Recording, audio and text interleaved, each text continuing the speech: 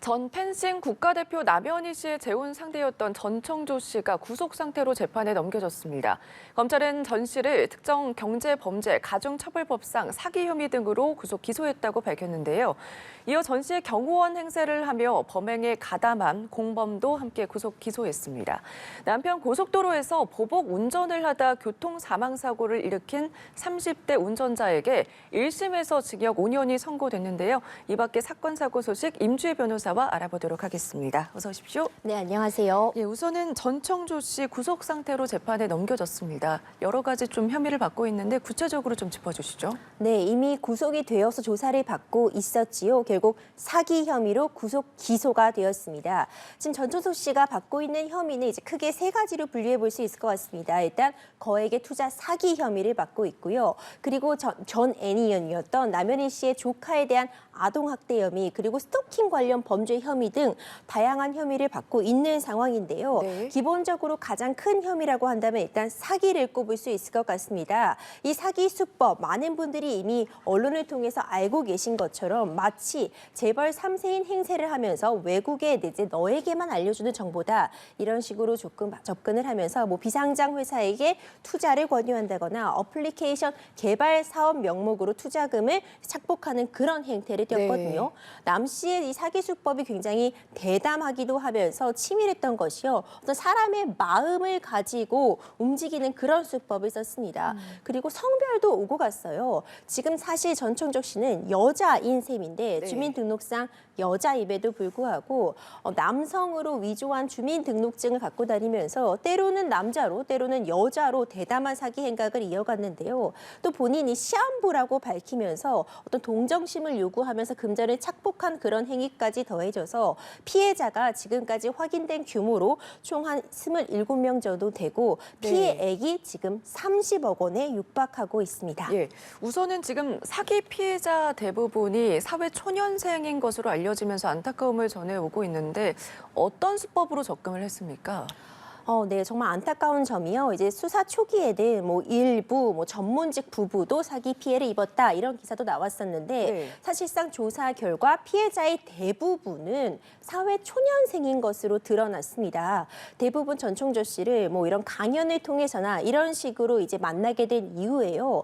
전청조 씨가 사실 굉장히 고위 주택, 아주 고가의 주택에 거주하고 있었고 고가의 차량을 소유하고 있었잖아요. 근데 이 부분도 지금 현재까지 확인된 바에 따르면 소유하고 있는 것으로 알려졌던 그 고가의 주택 역시 3개월 단기 렌트로 빌린 것으로 언론에서 나오고 있거든요. 네. 근데 이런 집에 이제 사회 초년생들을 초대하기도 하고 또 고가의 차량을 보여주기도 하면서 속인 거죠. 내가 재벌 행세를 하면서 재벌만 아는 그런 아주 좋은 투자 기회다, 그러니까 투자하라, 이런 식으로 이제 유인을 한 겁니다. 그러면서 아주 고급 정보인 행세를 했지만 사실상은 투자가 이루어지지도 않았고 본인의 유흥비로 탕진한 셈이거든요.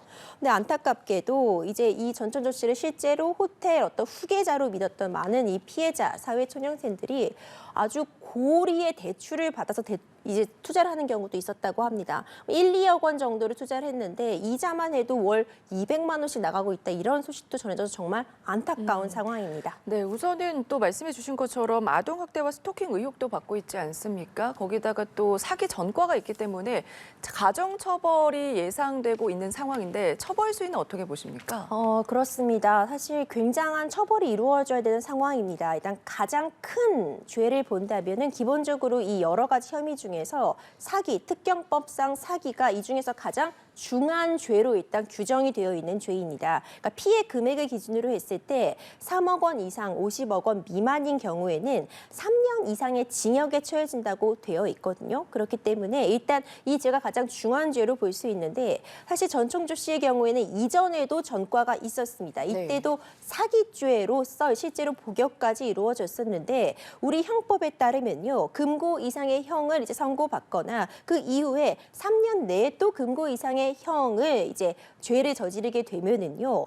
누범으로 가중 처벌할 수 있습니다. 네. 그러면 장기의 2배까지 가중할 수 있고요. 지금 여러 가지 혐의를 받고 있잖아요. 아동학대나 스토킹 범죄 등 다양한 혐의를 받고 있는데 경합범으로 가중이 된다면 가장 긴 형의 또 2분의 1까지 가중할 수 있는 그런 규정들에 적용이 될 것으로 보이거든요.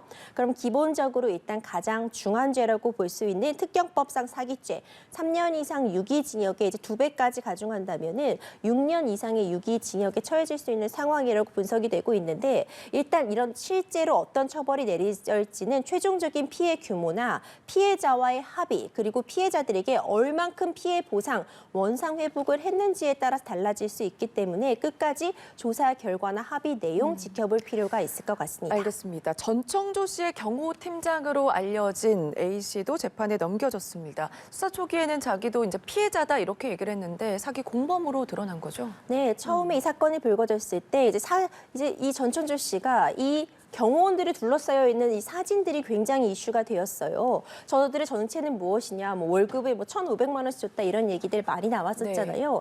애초에 이 경호팀장이라는 사람은 자신도 피해자라고 주장을 했는데 수사를 하다 보니까 사실상 많은 대부분의 이제 이 피해 금액들이 이 경호팀장의 계좌로 흘러간 것으로 확인이 됐습니다. 그러니까 계좌를 일종의 빌려줬다고 볼 수 있는 셈이고요. 네. 뭐 아파트를 렌트하는 명의라든가 자동차 명의 같은 것도 이 경호팀장이라고 불렸던 사람이 이제 경호원인 행세를 하면서 사실상 많은 부분 관여했던 것으로 보이기 때문에 수사가 좀 더 진행돼야겠지만 이 범죄 행위에 있어서 주요 부분을 함께 하고 있다. 이렇게 지금 혐의를 받고 있는 상황입니다. 네.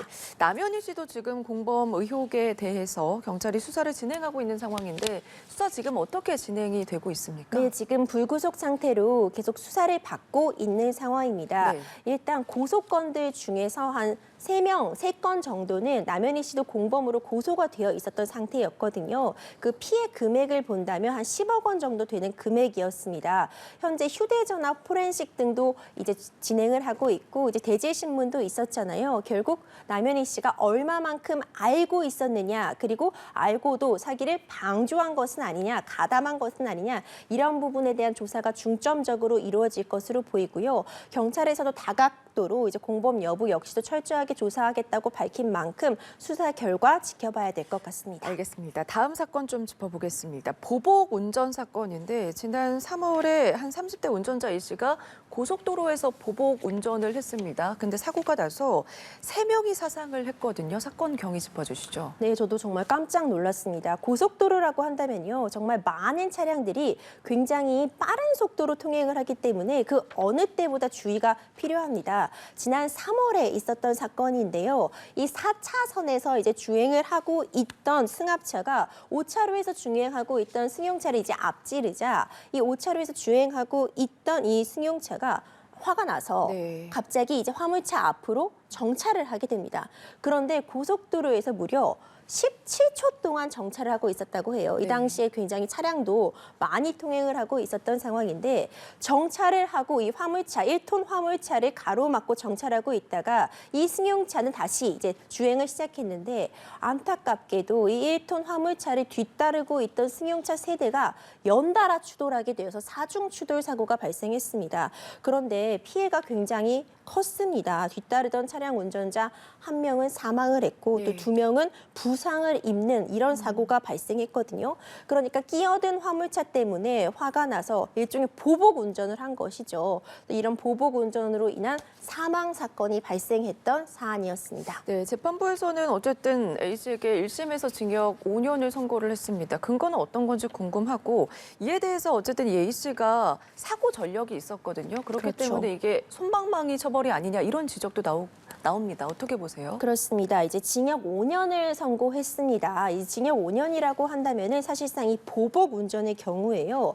보복 운전, 이제 특수 협박 이런 혐의가 적용이 되게 되면 뭐 7년 이내의 징역에 처해질 수 있다 이렇게 나와 있긴 하지만요. 네. 사실상 보복 운전의 경우에 실제로 사고가 일어나거나 이렇게 사상자가 발생하지 않으면 정말 솜방망이 처벌에 그치거나 실제로 기소까지 이루어지지 않는 사례도 굉장히 많아서 계속해서 문제점으로 지적이 되어 오고 있었거든요. 근데 이번 사안 같은 경우에는 그 결과가 매우 중했습니다. 사망자가 발생했고 이 뒤 차량들의 피해가 극심했기 때문에 사실 재판부 입장에선 징역 5년이 굉장히 이 양형 기준에 따르면 중형이 선고된 것은 맞습니다. 재판부의 판단 이유를 보면은요. 일단 분노를 참지 못하고 보복 운전을 함으로써 굉장히 네. 큰 피해를 야기했으며 피해자가 현장에서 사망했기 때문에 죄질이 좋지 못하고 이 가해자가 이전에도 네. 이렇게 보복 현전을 이유로 과실로 이런 사람들을 다치게 한 칠중 추돌 사고를 발생한 적도 있고 뭐 네. 반성의 여지가 없다. 그렇기 때문에 중형이 불가피하다. 이렇게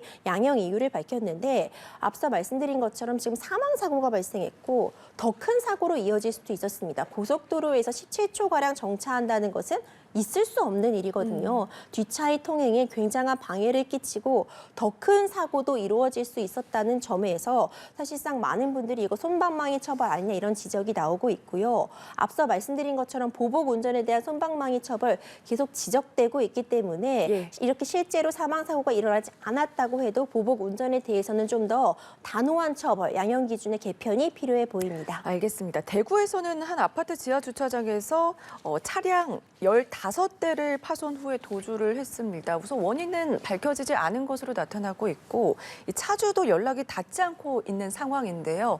사건 경위 짚어주시면서 처벌 수위까지 얘기를 좀 해주실까요? 네, 굉장히 이 피해자들 입장에서 황당할 수밖에 없습니다. 네. 지하 주차장에 지금 주차가 잘 되어 있었는데 새벽에 한 차량이 들어와서 연달아서 이제 차량 앞부분들을 마구마구 추돌을 하고 지나간 겁니다. 그러니까 정말 주차장에 주차되어 있는 차들을 마구잡이로 이렇게 파손을 시킨 다음에 내려서 CCTV 영상을 보시면요. 내려서 확인한 후에 다시 본인 차량으로 탑승하는 모습이 보였거든요. 네. 정말 황당한 사건이라고 볼 수 있는데 무려 15대나 차량들이 크게 파손이 되었습니다. 다행히 이제 인명 피해는 없는 것으로 확인이 되었는데 경찰도 이제 이 가해자를 특정한 이후에 연락을 취하려고 했으나 제대로 연락이 닿지 않아서 지금 음주운전 혐의, 음주 측정 등은 이루어지지 못한 것으로 전해지고 있습니다. 네. 지금 이제 언론에 발표된 바에 따르면은 일단 이 가해자가 관리사무소 측에 연락을 해오면서 이제 피해자 차량에 대해서는 다 보험 처리를 하겠다 이렇게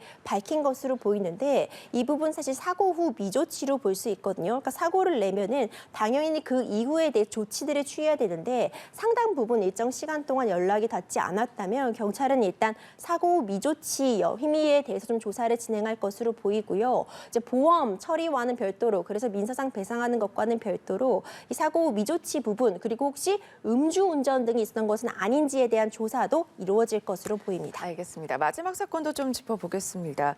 살이 잘 빠지는 약이다. 이른바 다이어트 약인데 우선 이거를 처방한 의원들이 마약류 관리법 위반으로 입건이 되면서 수사가 진행되고 있는 상황이라면서요. 네, 굉장히 우려스러운 사건입니다. 우리 또 이제 새해가 다가오고 있잖아요. 네. 신년 결심 항상 빠지지 않는 것이 운동과 다이어트죠. 다이어트의 성지라고 불리우는 병원 의원들이 있었습니다. 네. 다른 걸로 성지가 아니라 이 약을 처방하는데 이 약을 먹으면 굉장히 살이 잘 빠진다고 하면서 특정 다이어트를 그렇게 같이 하는 분들이 모여있는 커뮤니티에서도 굉장히 입소문이 나 있던 병원이라고 합니다.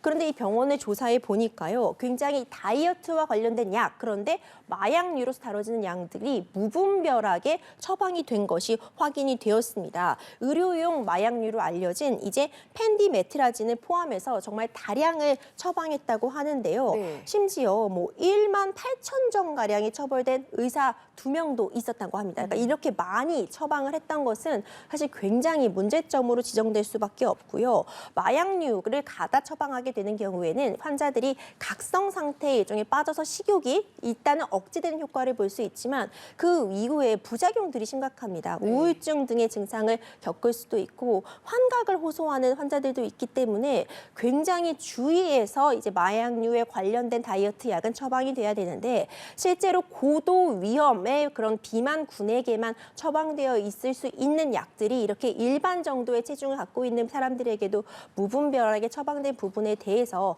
마약류 관리법 위반에 대한 어떤 조사가 이루어지고 있고요. 이게 지금 전국구로 문제가 되고 있습니다. 지금 문제가 된 병원은 이제 구리에 있었던 병원인데 그 이후에도 충남 보령의 의원도 조사를 받고 있고요. 얼마 전에 이미 조사가 되고 있었던 구리 의원들도 합치면은 지금 전국구적으로 병 의원 에서 지금 마약류 관련 다이어트 약이 무분별하게 처방이 되고 있거든요. 이 부분 사실 지금 마약 청정국의 지위를 잃고 우리나라가 마약 오남용으로 굉장히 극심한 지금 문제점을 앓고 있는 와중에서 병의원이 이런 마약류를 쉽게 얻을 수 있는 창구로 활용돼서는 안 되기 때문에 이 부분에 대해서 엄정한 처벌 이루어져야 될 것으로 보입니다. 알겠습니다. 지금 경찰 쪽에서도 전국적으로 수사를 확대한다 이런 말씀을 네. 해주셨는데 최근에 이제 연예인 마약 사건 등 마약이 그렇죠. 사회적으로 굉장히 심각한 문제로 대두되고 있지 않습니까?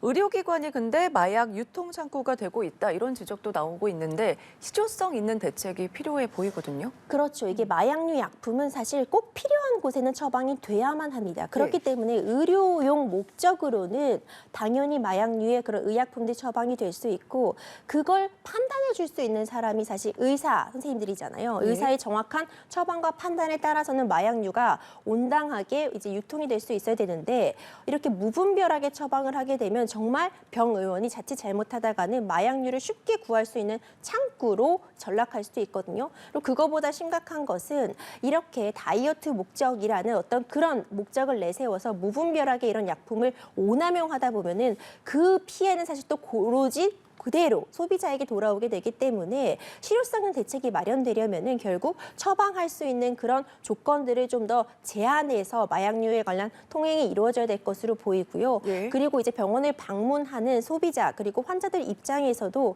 이렇게 무분별한 마약류에 대해서는 경각심을 가질 필요도 함께 있어 보입니다. 네, 알겠습니다. 사건 사고 소식 짚어봤습니다. 지금까지 임주혜 변호사와 함께했습니다. 고맙습니다. 감사합니다.